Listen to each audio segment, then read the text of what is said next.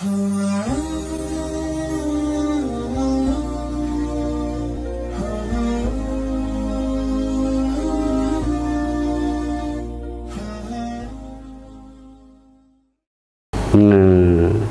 sekarang kita lewat kaji sudah berganti diri kita ini. Kalau begitu, kalau sudah kau tak ada, kata Tuhan, aku yang ada. Nah, maka sifat itulah. Rasakan aja, sadari saja kalau yang bertakbir ini dia, yang ngomong ini dia, yang melihat ini dia.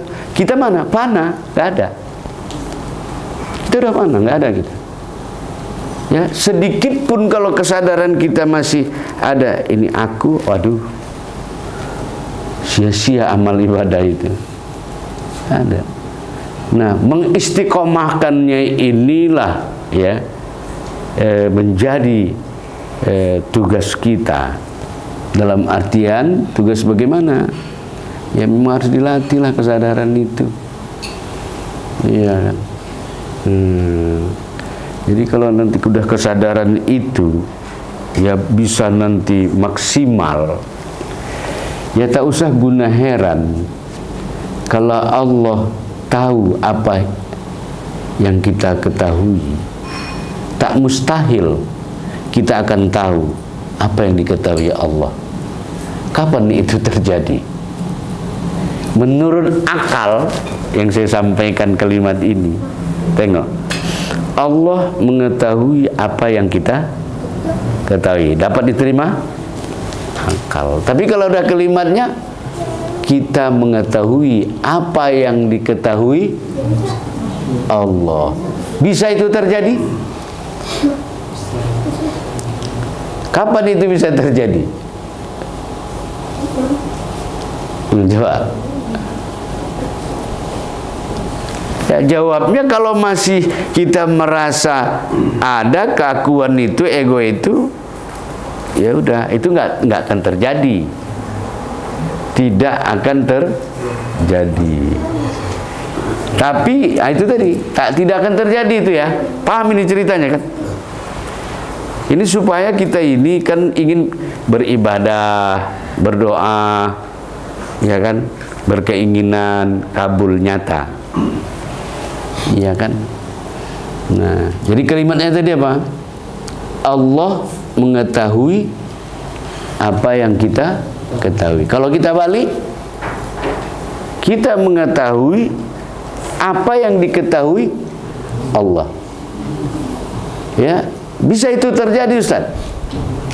Bisa. Apa caranya? Caranya ya sempurnakan pengenalan ini dalam artian memang kita ikrarkan yang ada ini dia, tanpa ada zonni, tanpa ada ragu. Ini keberadaan kau ya Allah, aku tak ada. Ya.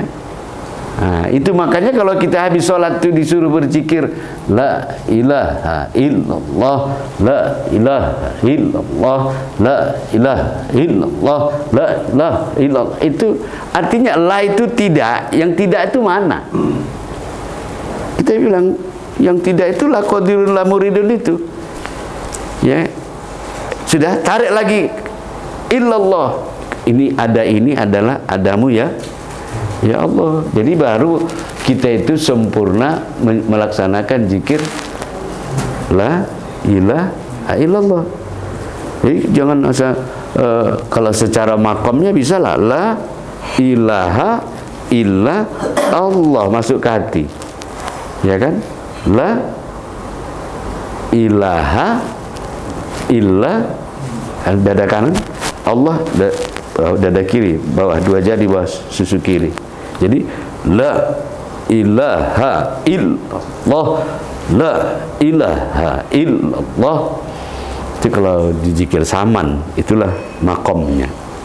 Tetapi memahami kaji kita ini, ketika kita mengatakan la, la-nya itu menidakkan apa yang kita tidakkan. Aku tak punya kehendak, tak punya kuasa, tak punya ilmu. Itu aku nggak hidup. Aku tak mendengar, itu yang kita tidakkan. Baru kita sebut illallah. Kita tengok bahwa yang ini adalah nyata Allah. Itulah ilmunya kalau kita berzikir. Ya, di dalam kajian ilmu ini. Ya, membuktikan bahwa yang ada nyata ini Nah, jemaah dimuliakan Allah, tidak usah ragu dalam memahami pengertian Allah itu nyata. Ya, tidak usah ragu. Nah, kenapa? Coba lihat. Dalam sifat wajib Allah, seumpama sifat wujud, wajib Allah itu ada. Kalau Allah itu wajib ada, itu artinya terang atau tersembunyi. Kalau dia nggak ada, kalau dia bilang kita memahami atau ragu kita Allah itu nyata, jelas, iya kan? Ya, ragu. Tapi mungkin kita memahami Allah itu gaib, atau berarti bertentangan dengan sifat wajib dia sendiri. Dia wajib bersifat wujud ada. Jadi artinya jelas gitu. Tolong di garis bawahi. Saya berputar di situ ini. Artinya apa? Ini supaya betul-betul paham. Ya. Nyata ini jangan diragukan lagi. Begitu. Hanya bentuknya saja yang berbeda. Allah, ya kan? Nur Muhammad. Namanya sebutan udah berbeda kan?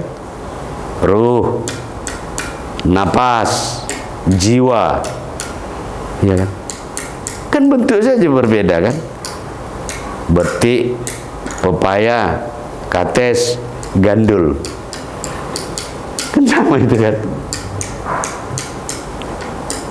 Nah, jadi rupanya saja, sifatnya saja yang berbeda. Ini apa namanya nih? Piring ya, tapi jangan ini ya, ditengok. Piring. Iya kan? Kaca ini pun kaca juga. Pot bunga ini botol minyak kaca. Tetapi ketika kita melihat piring, kita katakan piring. Lihat ini botol, pot. Yang kita pandang kan rupa. Rupa piring gini, rupa ini. Ya kan? Yang kita lupakan apa? Hah? Asalnya kan? Zatnya. Zatnya kah? Sama-sama kaca. Jadi kalau aku buka sedikit rahasia, ada sifat Allah itu mukhalafatul hawadis, berbeda dengan segala yang berharu. Bagaimana memahami sifat Allah mukhalafatul hawadis, berbeda dengan yang baharu? Ya, di perbedaan inilah dia. Ya, di perbedaan inilah dia. Paham maksud itu? Kalau kita lihat tumbuh-tumbuhan, kita keluar sebentar, jambu, ini mangga, ini. Sebenarnya itu sifat siapa itu? Allah menampakkan dirinya melalui sifatnya jadi mangga. Jadi ini, jadi ini, jadi ini, jadi ini. Ya, tapi itu berasal dari yang satu. Maka alam semesta ini, ya, pada hakikatnya adalah gambaran keberadaan Allah melalui sifatnya. Nah, jadi ini betul-betul dipahami ya. Biar kita ini diskusi ini jangan ini lagi, supaya kawan-kawan sholat itu enak daripada main nisab narkoba.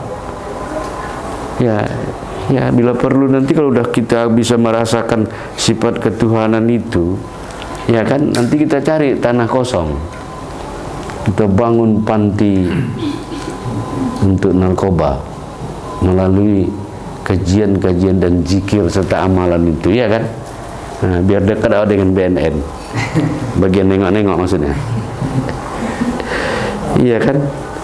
Nah, karena memang saya pernah ditanya, Bagaimana Ustaz nikmatnya zikir itu?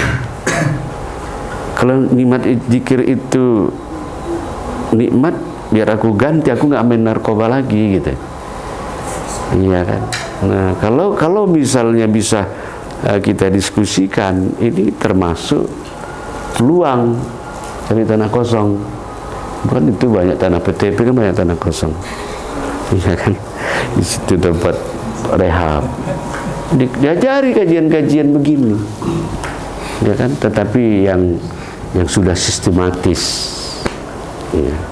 Nah, jemaah yang dimuliakan oleh Allah Subhanahu wa taala, jadi Allah itu nyata, senyata-nyatanya, dan itu maaf untuk di dalam itulah diri kita.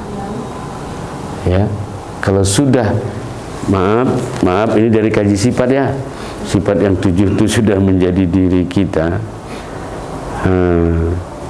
dan itu sudah berikrar kita bahwa itulah ya Allah diriku. Iya kan, yang mengaku itu diriku siapa? Kita lagi, kita kan udah nggak ada ya kan. Nah, akunya Allah melalui sifat itu. Nah, baik, bisa nggak dirasakan ini? Yuk, kalau begitu begini.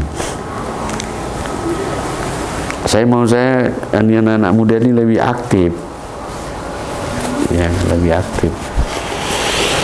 Cobalah sekarang ini satu-satu kita lihat ya. Coba kita pandang mata kita. Ya, saya kan berhadapan sama Pak Awan ini. Tapi aku nggak mandang itu. Coba pandang mata itu, bilang begini, ini kau ya Allah. Bukan, yang melihat itu bukan aku, kau.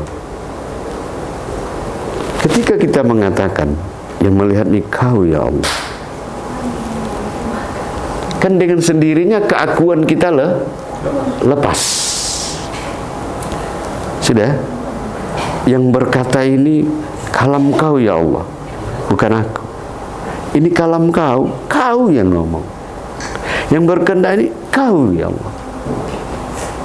Nah, coba maaf, ditawajuhkan. Maksud saya ditawajuhkan itu ditafakurkan dalam sehari-hari, misalnya tadi salat subuh, ya kita ini kudrat kau ya Allah, rasakan kudrat, rasakan. Ini pandang tempatnya, ini kehendakmu ya Allah. Ini hayat kau ini ya Allah. Nah, jadi ada semacam ritualnya. Ya, kalau orang Naksabandia, dia berzikir qol, zikir. Ritual kita dalam mengamalkan kaji ini, kita harus ikrar. Ikrar itu apa? Ya kan, semacam pernyataan antara kita, ya Allah yang melihat nih kau. Ya kan, rasakan yang melihat nih kau, bilang. Seperti itu. Ya, supaya apa? Muncul nanti rasa ketuhanan itu. Tapi kalau ini tidak dilakukan, ya kita hanya sebatas tahu. Tapi kalau nanti ini maaf, minta izin ya. Kalau sudah kita merasakan ini hayatmu ya Allah, kehendak. Kita kalau misalnya merasakan hayat ini, kita berkehendak. Kalau misalnya kita meminta gerak, ya, dia akan bergerak. Gerak apa? Gerak silat. Dia akan mengasihi kita gerak silat. Kalau kita gerakan itu mungkin untuk hanya membuat satu hal-hal yang kreatif, maka dia akan memberikan itu. Artinya apa? Ini cara menggunakan sifat Allah di diri ini, tapi dalam hal yang positif ya. Ya.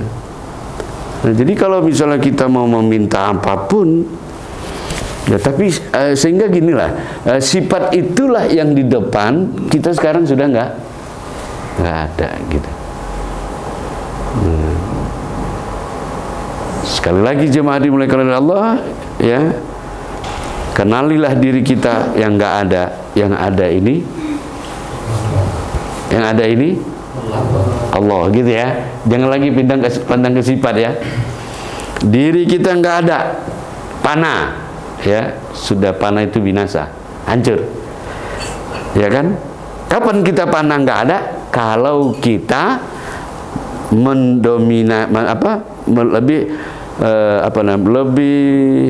lebih mengunggulkan, lebih mendominasi keakuan kita sekarang ini, yang kita saksikan itu, yang menjadi diri kita itu, yang 7 itu lebih dominan. Kalau itu yang lebih dominan, ya fokus, aku nggak ada, yang ada kau, kan kita udah nggak ada. Yang ada nih, ada dia. Nah, ada dia. Nah, yang melihat ini kau, bukan aku. Nah, ini terus dirasakan.